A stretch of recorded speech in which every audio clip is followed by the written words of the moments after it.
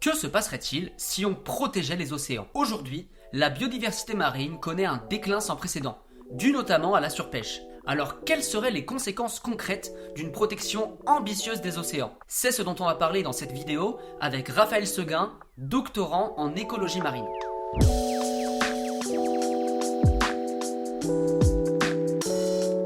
En seulement quelques décennies, les humains ont vidé les océans.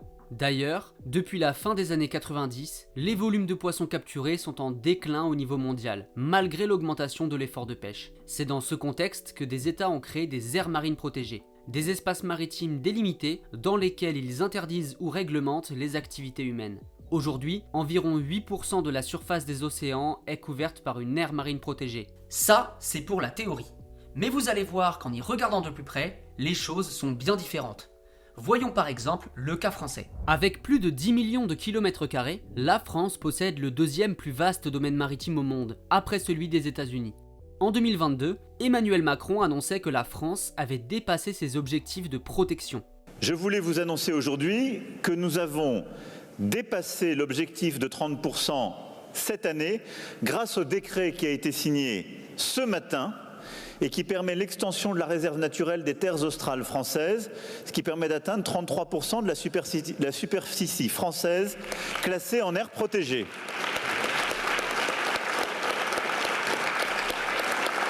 Mais que veut dire ce chiffre? Qu'est-ce que l'État français entend par protection? Dans une optique d'atteindre facilement des victoires politiques pour pouvoir dire qu'on a atteint les objectifs internationaux que les pays se sont fixés, qui sont internationaux ou européens, les pays ont créé des aires marines protégées sans vraiment se soucier de leur représentativité écologique, de s'ils étaient placés dans des zones où il y avait beaucoup d'activités qu'il fallait réduire, etc. Donc typiquement en France, on a créé des aires marines protégées absolument gigantesques dans des zones où il n'y avait pas de pêche. Ces aires marines protégées-là ont été créées dans des zones qui évitent soigneusement toute zone de pêche. Mais elles sont comptabilisées dans les chiffres de protection. Alors qu'elles sont créées dans des zones où il n'y avait pas d'activité humaine. Et ça, même si en France on est quand même des champions par rapport à ça, c'est une tendance qu'on retrouve en fait à l'échelle internationale, c'est-à-dire que les gouvernements, pour atteindre rapidement les chiffres de protection qui se sont imposés, ont créé des aires marines protégées dans des zones très très loin, très très éloignées des côtes, où il y avait très peu d'activité humaine. En parallèle de ces aires marines protégées très éloignées des activités humaines, il existe aussi des aires marines strictement protégées près des côtes françaises, mais qui sont bien trop petites pour protéger efficacement la biodiversité. Il y a aussi des aires marines qui ne protègent que certaines espèces, comme par exemple des cétacés, et puis il y a aussi des aires marines protégées sur le papier, mais qui dans les faits ne protègent rien du tout. En fait, il existe tellement de types d'aires marines protégées et de statuts de protection différents qu'il est très difficile de s'y retrouver. Oui, c'est carrément ça, c'est un millefeuille administratif. Nous, dans un rapport de l'ONG Bloom, on parlait de labyrinthe kafkaïen. Parce qu'en fait, quand on s'intéresse aux aires marines protégées en France, on voit qu'il y a 18 statuts de protection différents. 18 statuts de protection différents, c'est extrêmement complexe. Il n'y a pas vraiment de base qui comptabilise tous ces statuts administratifs. Chaque aire marine protégée a des spécificités. Donc c'est extrêmement compliqué d'y comprendre quoi que ce soit. Et en fait, le résultat, c'est qu'on a une gestion au cas par cas, où chaque aire marine protégée est gérée spécifiquement, autorise la plupart des choses, n'interdit rien par définition. Et donc en fait ça nuit totalement à l'efficacité des AMP en France. Pour le dire très simplement, on n'a aucun statut de protection en France qui interdit par définition la pêche industrielle. Aucune aire marine protégée en France n'interdit par définition la pêche industrielle. C'est pour ça qu'en France, on estime qu'on a à peu près, en France métropolitaine, 0,1% de l'océan qui est en protection stricte, donc qui interdit toutes les activités humaines. Donc rien du tout en fait. C'est là tout le problème et la complexité autour de cette question des aires marines protégées, car ce concept n'a pas de définition unique reconnue par tous les États. Et la France a sa propre définition qui ne correspond pas à celle de l'UICN. Dans un monde idéal, on aurait des aires marines protégées qui suivent en fait un cadre précis, un cadre international qui a été fixé par un organisme qui s'appelle l'Union internationale de conservation de la nature. L'UICN a créé un cadre de protection où ils ont défini les aires marines protégées. Et en gros, pour simplifier, toutes les aires marines protégées interdisent par définition les activités industrielles, donc la pêche industrielle. Ça, c'est la définition de base d'une aire marine protégée. Dans cette définition, on peut en gros regrouper les aires marines protégées en deux types. Celles qui sont de protection stricte, donc du coup elles interdisent toutes les activités humaines, et celles qui sont à protection partielle, c'est-à-dire qu'elles interdisent en partie ou qu'elle réglemente ou qu'elle n'interdise pas, par exemple, les activités de pêche artisanale. La pêche industrielle est interdite, la pêche artisanale est autorisée, et elle peut donc agir dans ces zones-là sans compétition avec la pêche industrielle. Avant d'aller plus loin, voyons rapidement la différence entre pêche industrielle et pêche artisanale. Pour faire simple, disons que la pêche industrielle correspond à celle pratiquée par de gros navires pêchant en grosse quantité. Ils appartiennent souvent à de grandes entreprises et utilisent des méthodes de pêche très impactantes pour les milieux, notamment la pêche au chalut de fond, une méthode dont nous avait parlé l'écologue marin Didier Gascuel. Oui, un chalut, c'est donc un filet en forme d'entonnoir, avec une ouverture généralement de quelques dizaines de mètres d'ouverture, et qu'on traîne sur les fonds marins, qui est maintenu ouvert par 2 panneaux qui jouent un rôle d'aile à l'entrée, et qui donc ramassent sur le fond, donc sont traînés derrière un bateau, et ramassent sur le fond tous les poissons qui sont sur le fond ou à proximité du fond. D'une certaine manière, quand il reste plus grand chose dans la mer, la seule solution qui reste, c'est de pêcher avec un bulldozer, et dans le cas présent, le bulldozer il s'appelle chalut. La pêche artisanale correspond quant à elle à une pêche pratiquée à l'échelle plus locale, avec des bateaux bien plus petits, dont le propriétaire est embarqué lui-même sur son navire pour pêcher en petite quantité avec des méthodes de pêche plus sélectives. Bien sûr, c'est un schéma simplifié, et certains pêcheurs artisans ont des pratiques non durables, comme il existe des navires industriels qui, au contraire, ont de bonnes pratiques. Ça peut paraître bizarre, mais en France, la pêche industrielle, celle pratiquée par des gros navires et qui pêchent en grosse quantité, est autorisée sur une bonne partie de la surface maritime, pourtant théoriquement protégée. Ce qui, rappelons-le, est en opposition avec la définition même des aires marines protégées, telle que définie par l'UICN. Pour illustrer un peu la situation en France et à quel point on est un peu des champions de l'hypocrisie de l'océan, alors déjà sur ce point-là, on s'est quand même fait attaquer par la communauté scientifique internationale dans la revue Nature, qui est une revue scientifique très connue, dans un article qui s'appelait « L'hypocrisie menace la protection de l'océan ». Et une des raisons pour lesquelles on a été défini comme hypocrite, c'est parce que notre pays s'oppose à l'échelle européenne à l'interdiction du chalutage de fond à l'intérieur des aires marines protégées.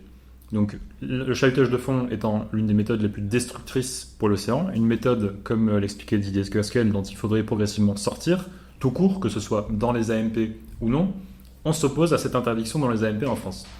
Et ça, c'était notamment, ça s'est passé en mars 2023, quand Hervé Berville, donc à l'époque il était secrétaire d'État à la mer, affirmait au Sénat qu'il était totalement, clairement et fermement opposé à l'interdiction du chalutage de fond dans les aires marines protégées. Donc là, je cite. La France, le gouvernement, est totalement opposé à cette communication et à la mise en œuvre de l'interdiction des engins de fond dans les aires marines protégées. Totalement, clairement et fermement. D'autant plus qu'il n'y a pas longtemps, il est intervenu sur un plateau de France 2, sur une émission qui s'appelle Les super pouvoirs de l'océan, avec Hugo Clément et Léa Salamé, où il avait affirmé que il n'y avait pas de pêche industrielle dans les aires marines protégées en France et que les navires-usines, les méga-chalutiers, n'opéraient pas dans les pêches industrielles en France. Ce qui est quand même assez ironique parce qu'au moment où il disait ça, un méga-chalutier de plus de 80 mètres, le Scombrus, était en train d'opérer dans les aires marines protégées françaises, dans le banc des Flandres, pour être précis, dans le nord-ouest de la France. Ça, on le sait. Pourquoi ? Parce qu'il y a des données qui sont publiques, que tout le monde peut voir, avec les signaux satellites qui sont émis par les bateaux et qui permettent de voir leur position. Donc on le sait en fait. Et ça, c'est ce qu'on a appelé des aires marines protégées papier, c'est-à-dire que c'est les aires marines protégées qui n'existent que sur le papier, qui ont une définition légale, qui existent juridiquement, qui sont comptabilisées dans les chiffres de protection, mais qui factuellement en fait n'ont aucun impact sur les activités humaines. La notion d'aire marine protégée est donc assez floue dans les faits et recouvre des réalités très différentes qui vont de la protection stricte à une protection théorique mais qui n'empêche pas la pêche industrielle. Le problème c'est qu'aujourd'hui, seuls 3% de la surface des océans est sous protection stricte. Donc on l'a vu, les aires marines protégées françaises sont loin d'être à la hauteur de l'urgence écologique. Mais alors, peut-on imaginer des aires marines qui protègent vraiment les océans en France ? Parce qu'on a beaucoup parlé du constat, mais en fait, peut-être que j'ai pas été assez convaincant sur le fait que les aires marines protégées, c'est absolument essentiel. C'est un des outils les plus efficaces qu'on a aujourd'hui pour protéger l'océan. La première raison pour laquelle on crée une aire marine protégée, c'est la conservation de la biodiversité. C'est la régénération, la restauration des écosystèmes marins. C'est la première raison pour laquelle, et c'est la raison principale et la raison d'être des aires marines protégées. Aujourd'hui, on sait que quand on crée des zones sous protection stricte, donc des zones qui interdisent toute activité humaine, dans l'espace de 7 à 15 ans, voire plus, on a une explosion de l'abondance des espèces marines dans une aire marine protégée. On estime que la biomasse à l'intérieur, donc la biomasse c'est la quantité en gros d'espèces vivantes, à l'intérieur des aires marines protégées sous protection stricte, peut être jusqu'à 6 fois plus importante à l'intérieur qu'à l'extérieur. Donc c'est absolument phénoménal. Des études montrent aussi que la biomasse des poissons est plus importante dans les aires marines protégées partiellement mais qui se trouve à proximité d'une aire marine strictement protégée. Ce qui pose la question de la manière de répartir intelligemment les aires marines à travers le globe pour optimiser les bénéfices sur l'environnement. Sur une échelle internationale, on estime qu'aujourd'hui, il faudrait à minimum, mais vraiment le strict minimum, 10% de l'océan sous protection stricte, 30% sous protection partielle. C'est-à-dire qu'il interdit la pêche industrielle, mais qu'il autorise encore, par exemple, la pêche artisanale. Ça, c'est pour l'échelle globale. À l'échelle d'un pays, pour mettre en place ces différents niveaux de protection, il faut que ce soit représentatif. On ne fait pas 10% de protection stricte dans les terres australes où il n'y a pas de pêche et 0% ailleurs. Donc il faut que dans les différents bassins océaniques français, que ce soit la mer du Nord, que ce soit l'océan Atlantique, la mer Méditerranée, l'océan Pacifique, etc., on ait 10% de protection stricte sur chacun de ces bassins et 30% sur chacun de ces bassins. Donc il faut que ce soit également réparti. Ensuite, pour parler au niveau local, c'est impossible de donner une formule magique sur le positionnement des aires marines protégées. Aujourd'hui, on sait ce qu'il faut, c'est une mosaïque en gros de différents niveaux de protection, avec certaines zones qui sont en protection stricte, certaines zones en protection partielle, et leur localisation va dépendre un peu des enjeux à chaque fois sur place en fait, parce qu'il peut y avoir des habitats, comme par exemple des monts sous-marins, qui sont extrêmement importants à protéger, et donc dans ce cas-là, on va tenter de placer la protection stricte dans ces endroits-là. Ça peut être des couloirs de migration aussi, pour les mammifères marins par exemple, ou les requins, où là aussi ça va être très important de protéger spécifiquement ces zones-là. Ça dépend des enjeux du terrain aussi, parce qu'il y a des zones où historiquement c'est des zones de pêche artisanale, donc ça ne fait aucun sens de créer une zone de protection stricte à cet endroit-là et virer les pêcheurs artisans, créer du conflit, créer des problèmes d'alimentation, etc. Mais alors, quelles seraient les conséquences concrètes de la création d'aires marines protégées efficaces ? Que se passerait-il pour la biodiversité marine ? Pour donner un peu une comparaison, l'autre jour j'ai vu une des premières vidéos qui a été prise par Cousteau, par l'équipe de Cousteau dans les années 50, où ils vont plonger en Méditerranée. Ils vont juste au bord, ils vont même pas très profond, ils vont à 6 mètres, et ils filment. Et ce qu'on voit, c'est absolument incroyable. Genre, c'est des poissons qui sont gigantesques, c'est une abondance en poissons absolument phénoménale. Moi j'ai plongé dans ces eaux, c'est pas du tout ce qu'on voit aujourd'hui. En fait, ça m'a mis un peu la larme à l'œil, parce que je me dis, ça c'est l'océan tel qu'il était il y a seulement 60-70 ans. Et c'est incomparable avec ce qu'on voit aujourd'hui. C'est merveilleux en fait. On met la tête sous l'eau et il faut s'imaginer comme si on marchait dans une forêt et qu'il y avait plein de chevreuils, plein d'oiseaux, plein de blaireaux, plein de renards, etc., plein de sangliers, et que c'est juste une explosion de vie. On a beaucoup de mal à imaginer à quel point la mer était pleine de gros poissons. Voilà. Alors, il y avait aussi des mammifères marins en abondance, des oiseaux marins en abondance. On estime que la quantité d'oiseaux marins a été en gros divisée par 3 depuis la dernière guerre mondiale. Mais peut-être le plus spectaculaire, c'est la présence des poissons les plus gros. Lorsqu'on regarde l'histoire des pêches, on est frappé de voir que les pêcheurs ont été progressivement de plus en plus loin.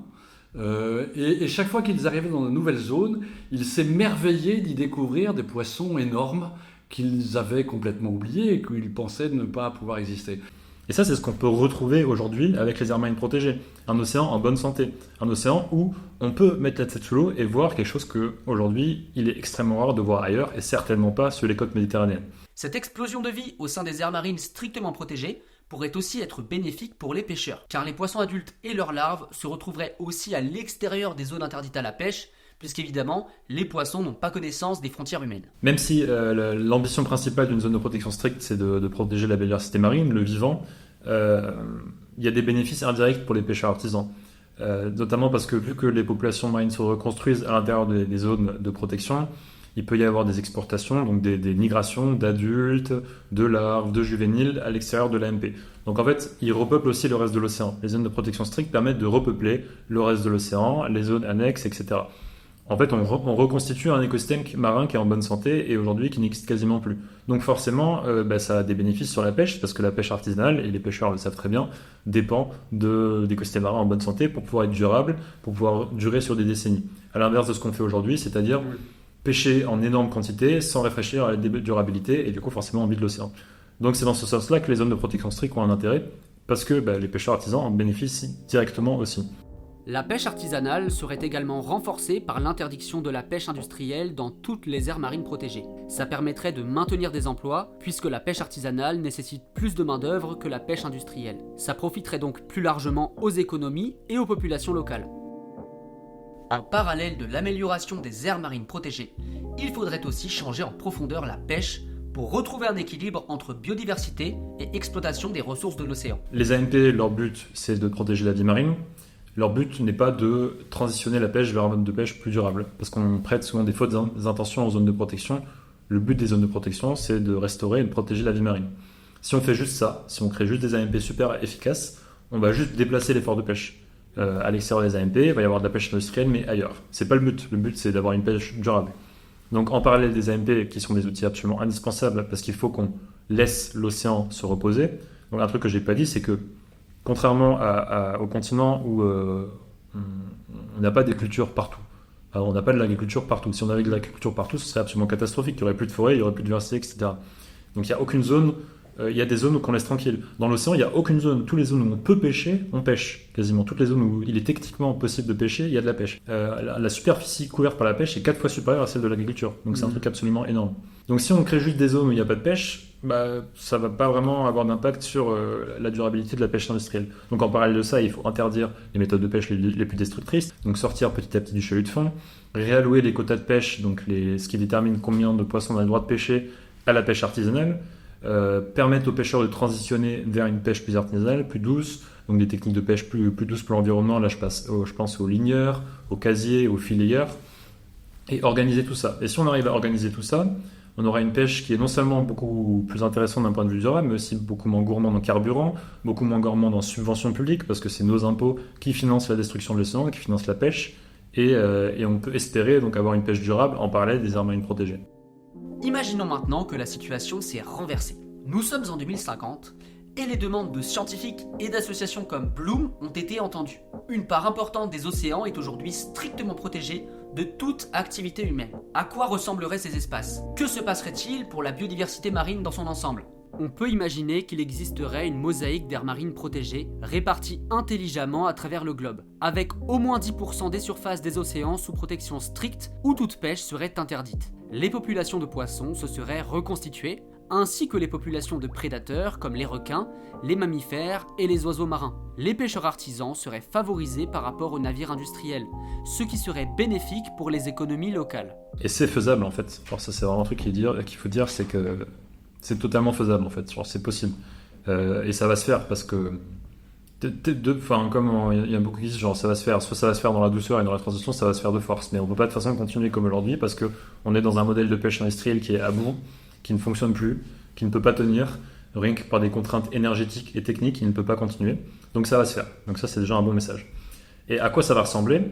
Si on crée des aires marines protégées en bon état, on pourrait par endroit retrouver un océan qui était celui qu'il était il y a 50, 100 ans, avec une diversité en vivant absolument phénoménale, avec des prédateurs marins, avec plein de poissons, des habitats en bonne santé et qu'on peut découvrir et qu'on a oublié en fait, qu'on a oublié que ça existait.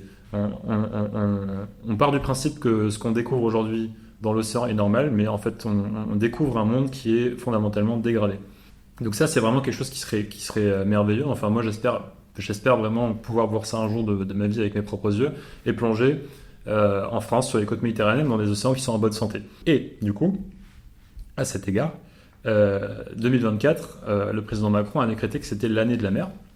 Donc c'est cette année que tout change apparemment. Et l'année de la mer va se terminer en 2025, en juin, parce qu'il va y avoir le sommet de l'ONU sur l'océan. En gros, c'est la COP sur l'océan. Le dernier, il était à Lisbonne. Et là, ça va être en 2025 à Nice. Donc c'est un événement d'importance internationale pour l'océan. Donc d'ici là, notre objectif, c'est de convaincre, en fait, et c'est de montrer que la France, hypocrite de la protection de l'océan, accueille le sommet de l'ONU sur l'océan, et que s'ils veulent accueillir cet événement-là sans un point de vue hypocrite, d'ici là, il faut qu'ils nettoient le bordel qu'ils ont fait sur la protection de l'océan, notamment sur les aires marines protégées, sur la pêche, sur le chalut de fond, etc. Donc avec Bloom, on a fait une liste de 15 demandes pour l'océan d'ici le sommet de l'ONU mondial sur l'océan. Donc voilà, si ça intéresse, vous pouvez aller voir. Et c'est là que ça se joue. Et d'ici 2025, il y a moyen vraiment d'avoir des avancées concrètes pour l'océan. Merci d'avoir suivi cet épisode. On espère qu'il vous a plu. Si c'est le cas, n'hésitez pas à vous abonner pour voir nos prochaines vidéos. Je précise aussi que tous nos entretiens sont disponibles en version intégrale au format podcast. Le lien est dans la description. À bientôt.